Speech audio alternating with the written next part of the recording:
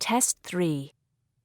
You will hear a number of different recordings and you'll have to answer questions on what you hear. There'll be time for you to read the instructions and questions and you'll have a chance to check your work. All the recordings will be played once only. The test is in 4 sections. At the end of the test, you'll be given 10 minutes to transfer your answers to an answer sheet. Now turn to Section 1. Section 1. You'll hear a man calling a catering company. First, you have some time to look at questions 1 to 5.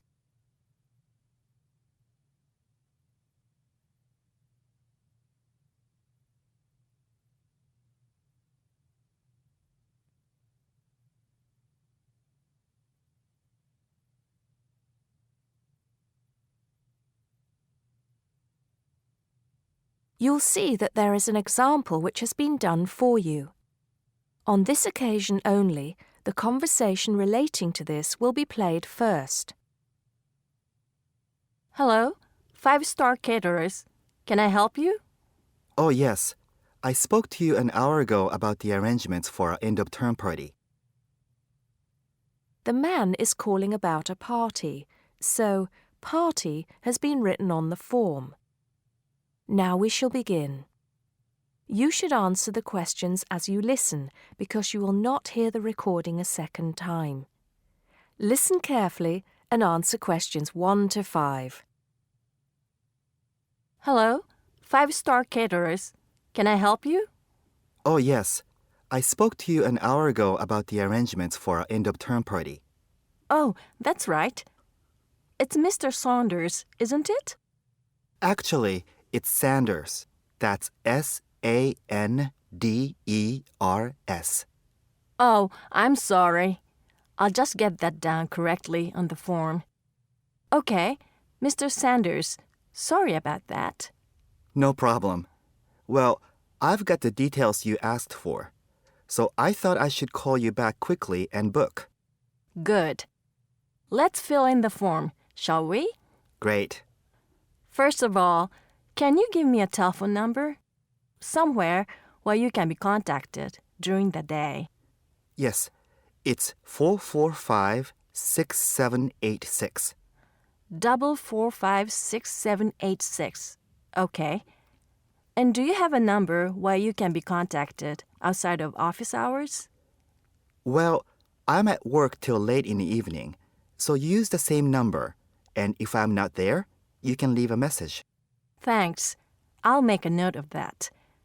And how many guests shall I put down? Okay, that's changed. So instead of the figure I gave you before of 85, it's now only 50. It's much lower, I'm afraid, because a lot of people can't make that date. That's not a problem.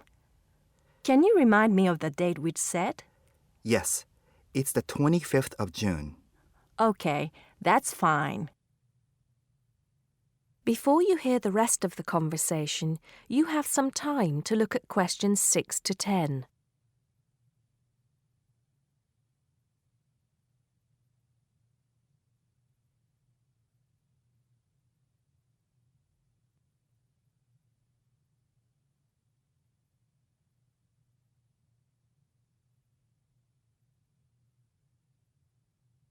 Now listen and answer questions 6 to 10.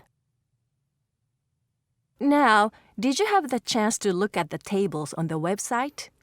Yes, I did. And I think the rectangular tables would be good. The long, thin ones. Yes, you could have 2 of those. The only problem is that they're for 24 people. So, you'd only seat 48 people that way. And if you have 50 guests... Oh, I see what you mean. 2 people would have nowhere to sit. What about the square ones? You'd have the same problem with numbers. Usually, for 50 people, we find the round tables work well. Not the smaller ones. They only seat 6 people. The ones that seat 10, the large ones. So do you think we should have 5 of those? I think that would work well. Okay, that's what we'll do then. Fine. And have you decided on the menu you would like? Yes, I think so. But I wanted to ask you, we talked about having the 3-course meal with waiter service, but in the end, we thought it would be a bit too formal. So that leaves the buffet or the 7-course banquet. How much is a banquet again? £100 a head. That's too much and too formal. The buffet is fine. Okay, so I think I've got everything. We'd need a deposit of 50% of the total. Right. What's the total? Just a minute. Yes, it's £30 a head times 50. So that's £1,500. 50% of that would be $750 now, with the balance due another $750 on the day. Great. I'll call in tomorrow if that's okay. I can pay you the deposit then. We'll look forward to seeing you tomorrow then. Okay. Thanks a lot. Goodbye. Goodbye. That is the end of section 1. You now have half a minute to check your answers.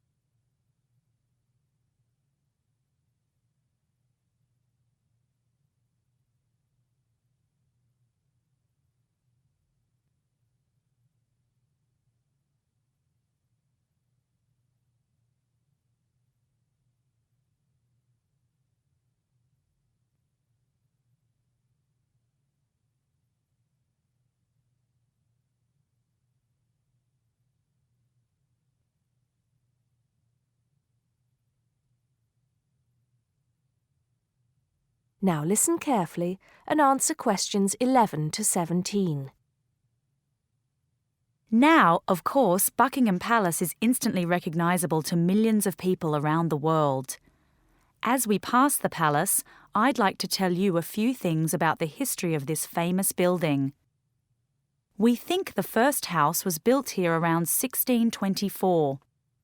In 1674, that house burned down and a new one was built, called Arlington House after its owner, the first Earl of Arlington. Then, in 1703, the first Duke of Buckingham changed the design of the house and the name. It was then known as Buckingham House. The building we see in front of us now has undergone many changes since it was first built. The east front, which is the part we see from the road, was added as part of the work done by Queen Victoria and was completed in 1850. But the palace has remained pretty much unchanged for nearly 100 years. The last major changes to the structure were made by King George V, who, in 1913, had the east front redesigned as a backdrop to the large memorial to Queen Victoria, which had just been placed outside the palace gates. Since then, only minor changes have been made. I should point out, though, that the palace was bombed 7 times during the Second World War, most seriously in 1940, when the palace's chapel was destroyed. Today, of course, it is the home of the royal family, but that wasn't always the case, although they did own most of the land it was built on. It was George IV who turned it into a palace, doubling its size when he became king in 1820. He had inherited it from his father, King George III, who, in 1761, had become the first royal owner of the building, though it was still not used as the home of the royal family, just as a private home for Queen Charlotte. It was known as the Queen's House at that time. King William IV finished the work after his brother, George IV, died. But King William never moved into the palace. In fact, in 1834, he offered it as a new home for Parliament after the Houses of Parliament were destroyed by fire. The offer was not accepted, though, and in 1837, when Victoria became Queen, the house became the main royal residence in London. However, Victoria and her husband, Prince Albert, found the house too small, so they carried out building work to further enlarge it. This included building the east front, which I've already mentioned as the part we are looking at now. Victoria was also responsible for moving the Marble Arch, built as a part of the palace itself in the 1820s, to where it stands today, separate from the palace on the corner of Hyde Park. For 20 years or so, the palace was often the setting for huge banquets, dances, and musical performances. This period lasted until Prince Albert died in 1861, after which Victoria spent very little time there, and the palace was hardly ever used. Before you hear the rest of the talk, you have some time to look at questions 18 to 20.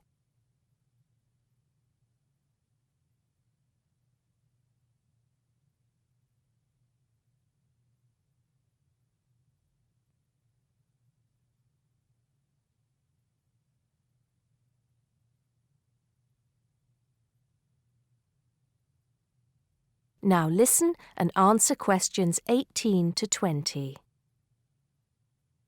When Victoria died in 1901, Edward VII became king. He was responsible for most of the decoration inside that exists today, and the dark days of the later part of Victoria's reign were fairly quickly forgotten as the palace came back to life. The palace has been in continual use by the British royal family ever since. A lot of people ask me if they can visit the palace. One way is if you're lucky enough to be invited to one of the 3 garden parties usually held every year. As many as 8,000 people attend these, although most of them do not get to meet any members of the royal family, and they don't see much of the inside of the palace. The garden is, however, quite spectacular, and it is the largest private garden in London, with an artificial lake, 30 different species of bird, and over 350 different wild flowers, some of which are extremely rare. Inside the palace, there are 240 bedrooms, 92 offices, and 78 bathrooms. There are also 19 staterooms, which are used for official engagements and ceremonies. Members of the public are only allowed to visit the staterooms, and then only in August or September when the monarch is not there.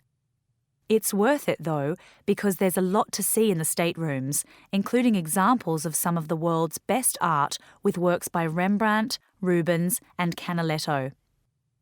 The tour, which lasts up to 2.5 hours, ends in the garden, where you can see more of the outside of the palace not visible from the road. That is the end of section 2. You now have half a minute to check your answers.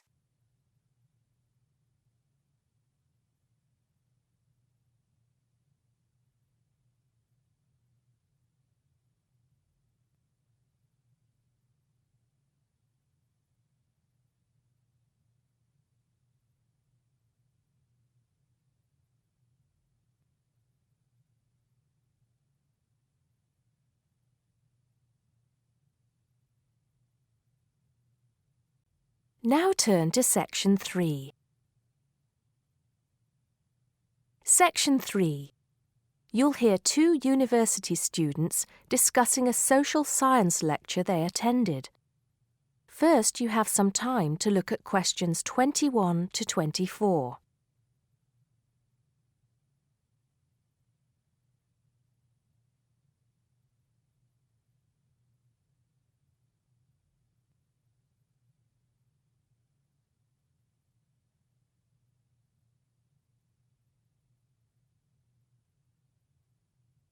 Now listen carefully and answer questions 21 to 24. Did you go to the first social science lecture yesterday? Yeah. Didn't you see me there? No. I was trying so hard to understand the lecturer. What didn't you understand? A lot of it, really. For example, he said we needed to study history as part of the course, but I didn't get why. You probably missed it. He said early on that we need to learn from our past mistakes. Right. But he also said we need to put ourselves in the place of our ancestors. Why is that? I think the point is that it's not enough to know how they lived and what they did. We need to know what they thought. I see. And I've written transferable skills in my notes next, but I have no idea what that means. If you study social science, you learn skills that you can use in a job. Oh, right. Is that all? Okay, but why is that? The point he made was that in studying social science, you use a flexible and adaptable approach to learning. Before you hear the rest of the conversation, you have some time to look at questions 25 to 30.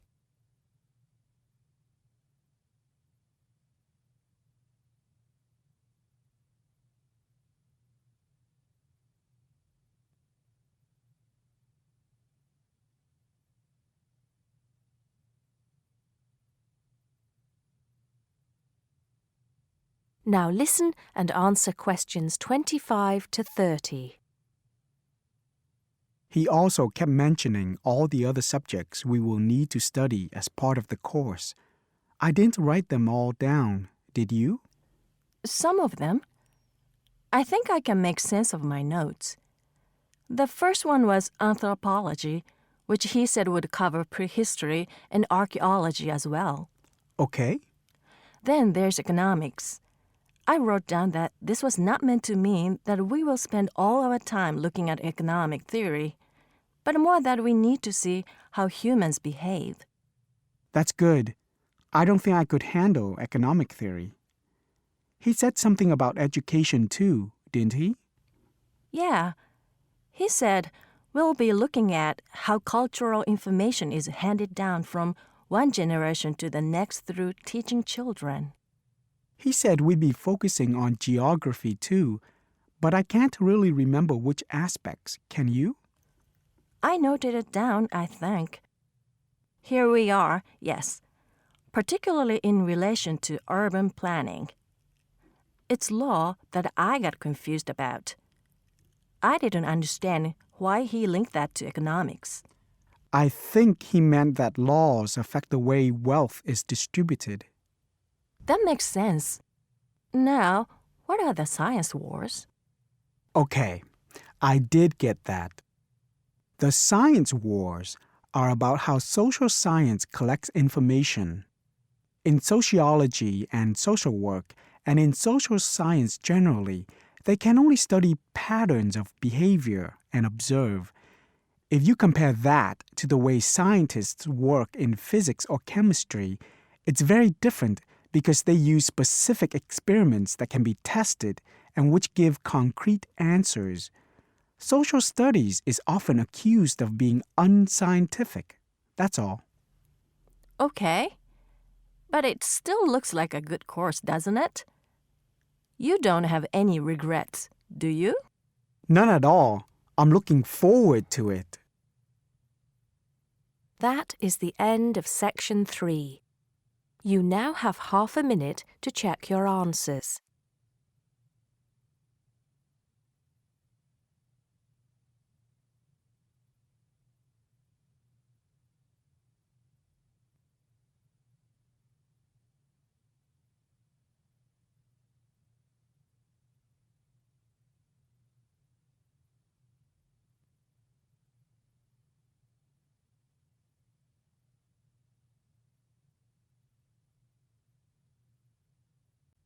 Now turn to section 4.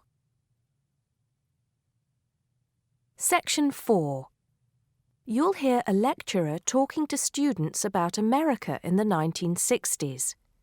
First, you have some time to look at questions 31 to 37.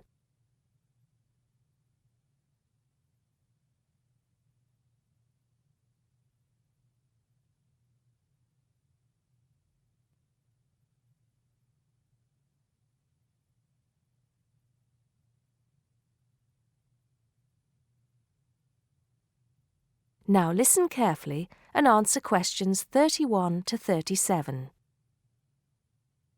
We begin our examination of America in the 1960s with the usual caution. There is no sense in trying to understand any decade without looking at what came before. Those of you who still have outstanding coursework on the 1950s would do well to complete it now, if for no other reason than it will help make sense of the next series of lectures. but we must press on, and I'd like to begin my talk about the 60s with a reference to one of those things that came before, the post-war baby boom. With the end of the Second World War in 1945, there began in the USA an era of perceived prosperity and security. In short, people started to feel that the world was a much better and safer place to bring up children. So, at the start of the 60s, all those children born in the baby boom, 70 million in the US alone, were teenagers. As the 60s progressed, and as this large number of people approached adulthood, there was a noticeable shift in the balance of power, and young people began to have a voice in ways that were not considered possible in the more conservative atmosphere of the preceding decade. Things were moving forward at a rapid pace. The literature of the time brought out all the taboos. Everything was covered, such as race in, for example, the book To Kill a Mockingbird. The role of women changed, and equality for women, well, let's just say that once certain books were published, women were no longer going to be satisfied with their roles as devoted wives and mothers. Through literature alone, the whole fabric of society was challenged, and by the end of the 60s, things would never again be as they had pretty much been for the preceding 40 years. It was a decade of protest, civil rights protests, feminism, the rights of minorities, the Vietnam War. All these causes led to peaceful and not so peaceful protests on college campuses and elsewhere. People had been given freedom of speech and they were going to use it. The crime rate rose to 9 times what it was in the 50s, as respect for the old order faded away. But it was also a time of great development. In medicine, the 60s saw the first heart transplant. In technology and the space race, where we saw the first American in orbit and lasers being invented at the start of the decade, and the first man on the moon, and the first primitive internet at the end. Before you hear the rest of the talk, you have some time to look at questions 38 to 40.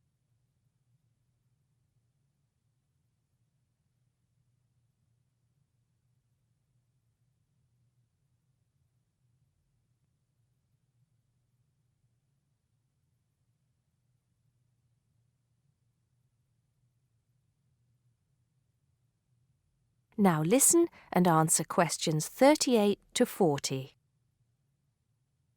None of this, good or bad, might have happened if things in 1962 had gone slightly differently. On October 16th, President John F. Kennedy met with his closest advisors at the White House. They had obtained photographic evidence showing that Cuba was building or installing nuclear weapons. It was widely believed that Cuba was preparing to fire these weapons at cities in the USA. Kennedy was faced with 3 choices: to try to resolve the crisis diplomatically by negotiating with Cuba and the Soviet Union, to take action to block the delivery of more weapons into Cuba, or to attack Cuba, destroying their weapons. Believing that the first option would end in failure and that the third option would lead to war, it was the second option that Kennedy chose. In doing so, he succeeded in preventing the buildup of more missiles. The Soviet Union then withdrew the weapons from Cuba. Most historians agree that if Kennedy had acted differently, the episode would have led to a full-scale nuclear war between the United States and the Soviet Union. Millions would have died, and the world would have been changed beyond recognition. That is the end of section 4. You now have half a minute to check your answers.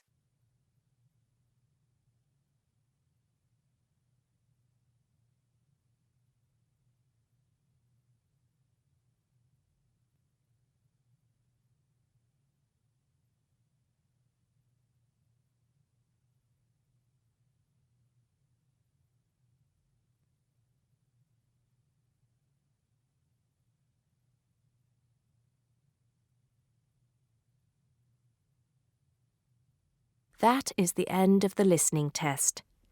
You now have 10 minutes to transfer your answers to the listening answer sheet.